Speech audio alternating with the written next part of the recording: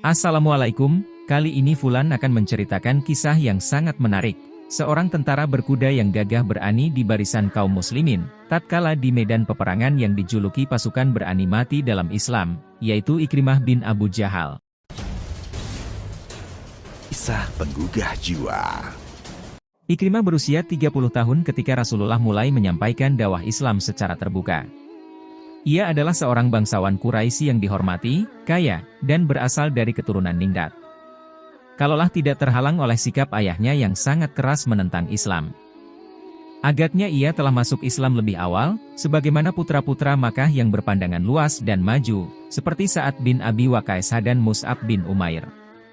Ikrimah dikenal sebagai pemuda Quraisy yang gagah berani dan seorang penunggang kuda yang mahir. Ia memusuhi Rasulullah hanya karena didorong oleh sikap keras ayahnya yang sangat membenci beliau. Oleh sebab itu, Ikrimah turut memusuhi Rasulullah lebih keras lagi dan menganiaya para sahabat lebih kejam dan bengis, untuk menyenangkan hati ayahnya. Sejak kematian ayahnya dalam Perang Badar, sikap dan pandangan Ikrimah terhadap kaum muslimin berubah. Kalau dulu ia memusuhi kaum muslimin lantaran untuk menyenangkan hati ayahnya, maka kini ia memusuhi Rasulullah dan para sahabatnya karena dendam atas kematian ayahnya. Dan dendam itu ia lampiaskan dalam Perang Uhud. Ketika Perang Khandaq meletus, kaum musyrikin Quraisy mengepung kota Madinah selama berhari-hari. Ikrimah bin Abu Jahal tak sabar dengan pengepungan yang membosankan itu. Lalu ia nekat menyerbu benteng kaum muslimin. Usahanya sia-sia. Bahkan merugikannya hingga ia lari terbirit-birit di bawah hujan panah kaum muslimin. Ketika Fathu Mekah, penaklukan kota Mekah, kaum Quraisy memutuskan tidak akan menghalangi Rasulullah dan kaum muslimin masuk kota Mekah. Tapi Ikrimah dan beberapa orang pengikutnya tak mengindahkan keputusan itu. Mereka menyerang pasukan besar kaum muslimin. Namun serangan itu dapat dipatahkan oleh Panglima Khalid bin Walid. Ikrimah melarikan diri ke Yaman lantaran takut dihukum mati oleh Rasulullah. Ummu Hakim, istri Ikrimah, menemui Rasulullah untuk meminta ampunan. Rasulullah memenuhi permohonan itu, maka Ummu Hakim pun berangkat menyusul Ikrimah.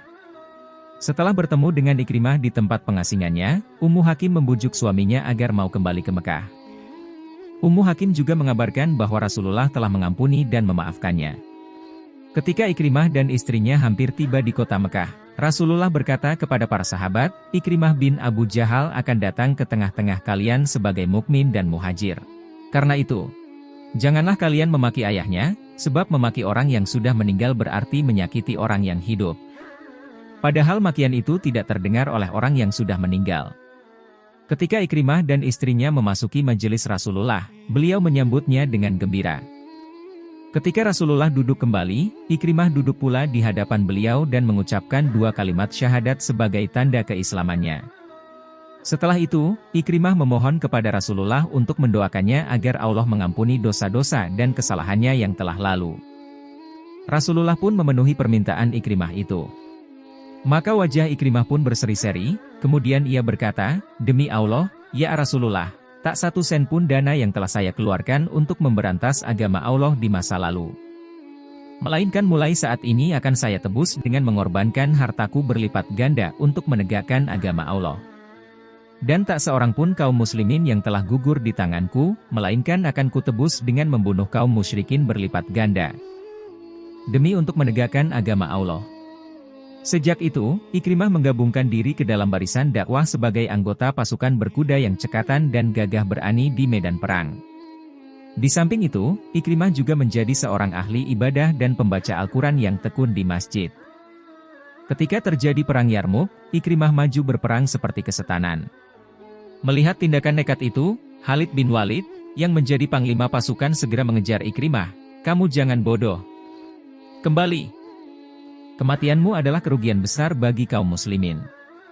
Namun Ikrimah tidak mempedulikan peringatan tersebut, "Biarkan saja Khalid, aku menebus dosa-dosaku yang telah lalu. Aku telah memerangi Rasulullah di beberapa medan peperangan. Pantaskah setelah masuk Islam, aku lari dari tentara Romawi ini? Tidak, sesekali tidak."